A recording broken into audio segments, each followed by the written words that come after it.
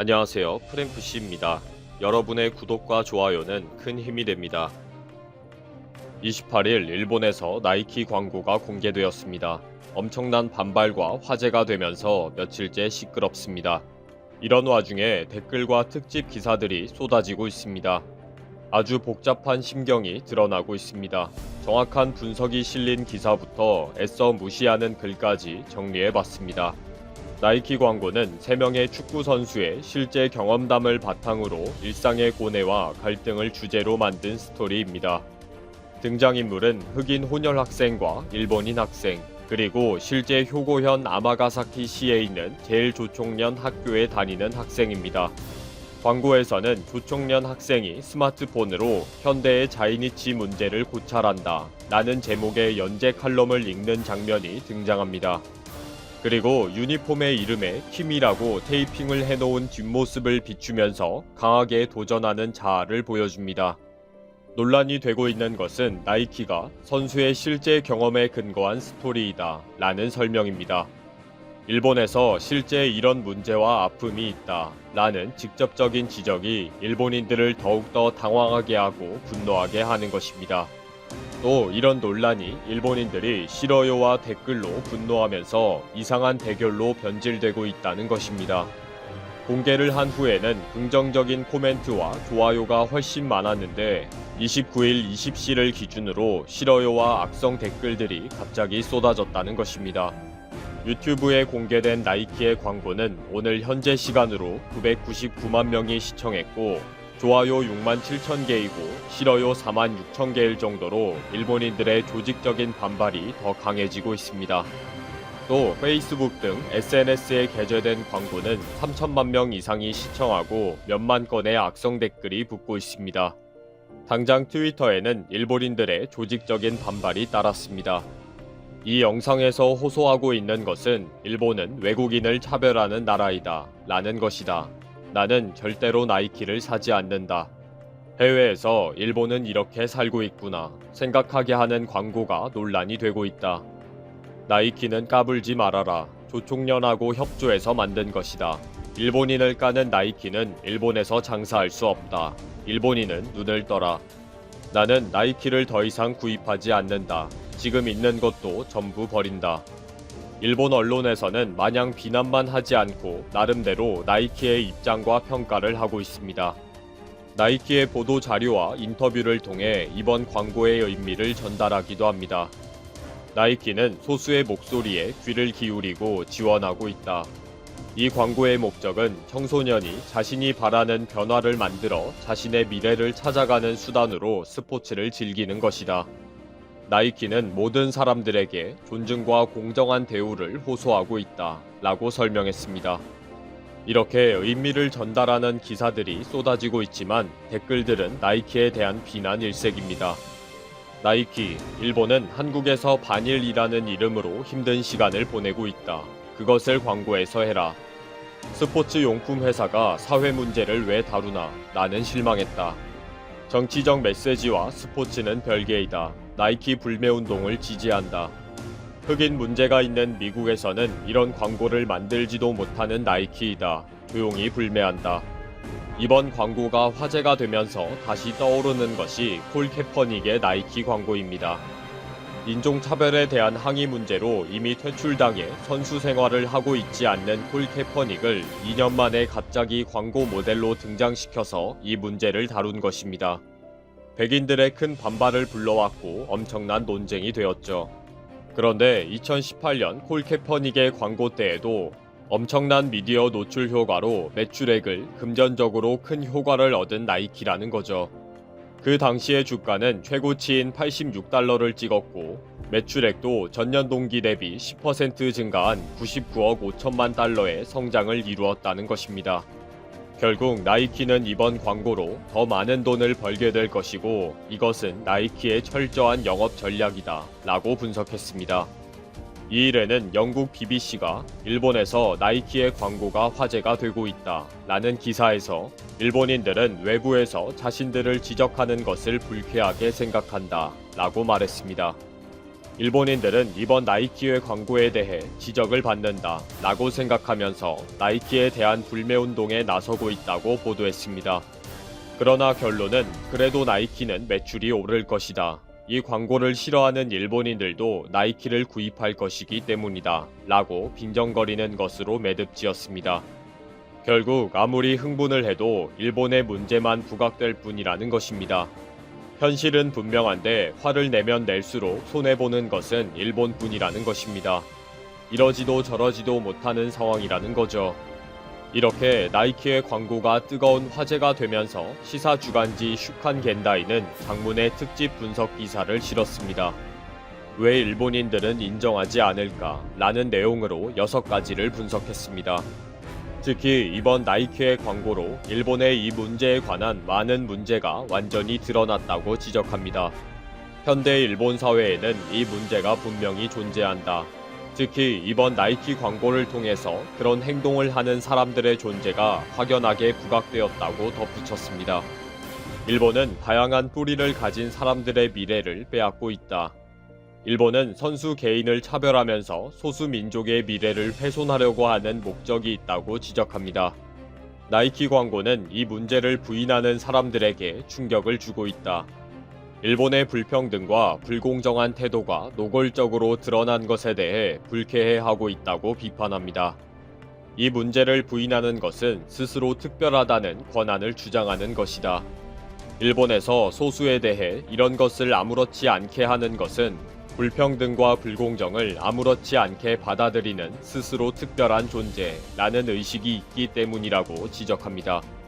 나는 이런 문제를 본 적이 없다고 주장하는 것은 일본 사회의 문제를 애써 무시하는 것이다. 마지막으로 일본에도 이 문제에 반대하는 분명한 목소리가 있다.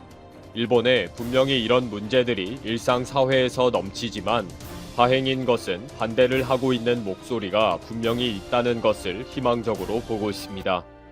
비록 지금은 소수이지만 이들이 적극적인 목소리를 내어주면서 특권층과 차별주의자들에게 주춤할 수 있는 브레이크의 역할을 하고 있다고 지적하고 있습니다.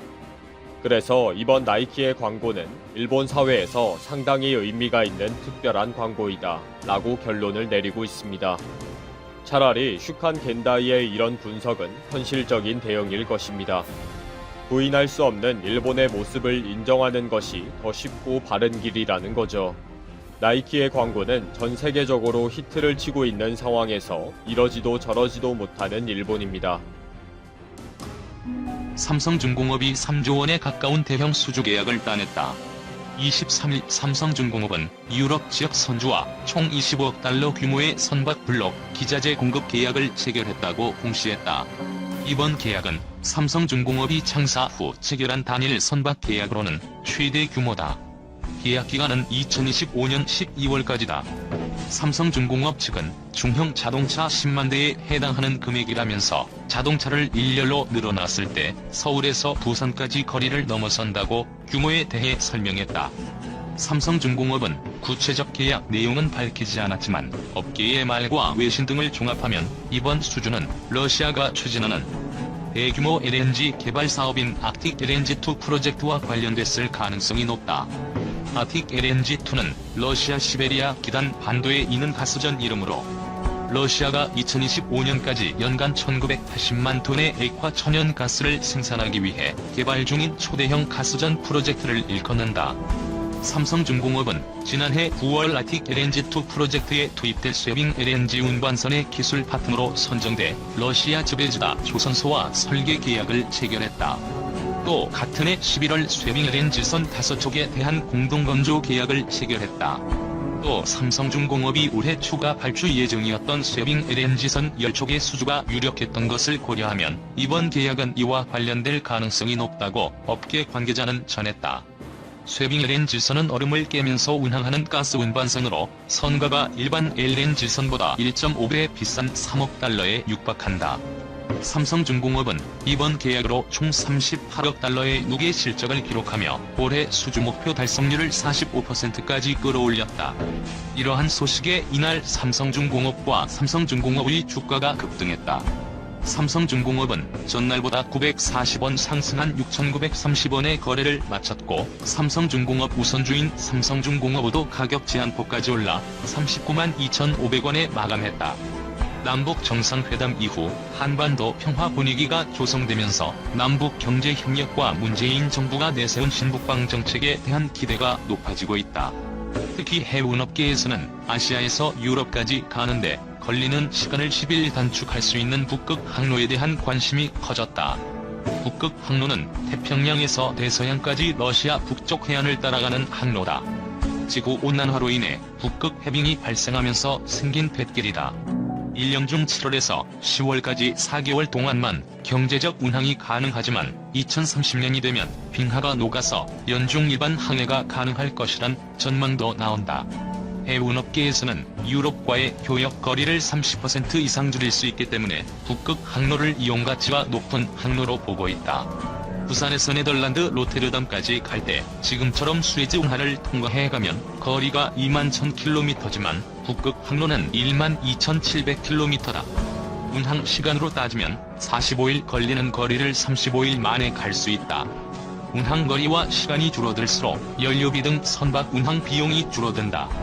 문재인 대통령도 지난해 러시아와의 경제 협력을 언급하며 구체적인 협력 실행 방안으로 9개의 다리를 강조했다. 9개 다리는 가스, 철도, 전력, 항만, 북극 항로, 조선, 일자리, 농업, 수산업이다.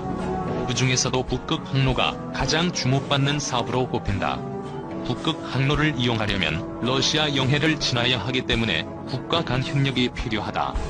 한국은 2013년부터 시범 운항을 진행하는 등 중국, 일본 등 경쟁국보다 한 발 먼저 북극 항로 개척에 뛰어들었다. 현대글로비스가 2013년 가장 먼저 나프타 운송에 나섰다.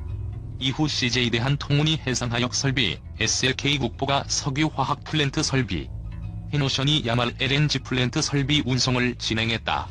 하지만 안정적인 물량 확보에 실패하면서 현재는 북극 항로 이용이 거의 없는 상황이다.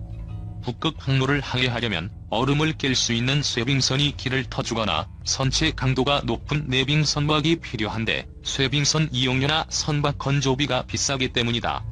현재로서는 거리가 먼 수에즈 운하를 이용하는 것이 경제적인 상황이다.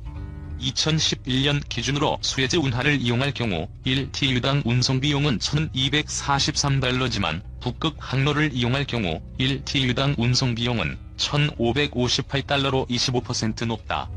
홍성원 영산대 북극물류연구소장은 안정적이고 장기적으로 수송할 수 있는 화물을 확보하는 것이 관건이라며 상업 운항이 가능하다는 것은 이미 알려졌고 경제성을 확보하려면 화물이 있어야 한다. 안정적인 화물이 있어야 비싼 내빙 선박도 건조할 수 있다고 했다. 한국이 주춤한 사익 경쟁국들은 자연 사업과 연계해 북극 항로 이용을 누리고 있다. 일본 미쓰이, 미쓰비시, 마루베니는 컨소시엄을 구성해 러시아 가스 업체인 노바텍과 MOU를 체결해 야말 LNG 프로젝트에 참여하고 있다. 세계 최대 컨테이너 선사 머스크도 북극 항로의 3600TU급 내빙 컨테이너 선박 운항 가능성을 검토하고 있다. 이미 중국에서 내빙 컨테이너선을 건조했고 발트해 등에 투입할 것으로 알려졌다. 중국 국적 선사인 COSCO도 북극 항로에서의 정기선 서비스 개시를 고민하고 있다.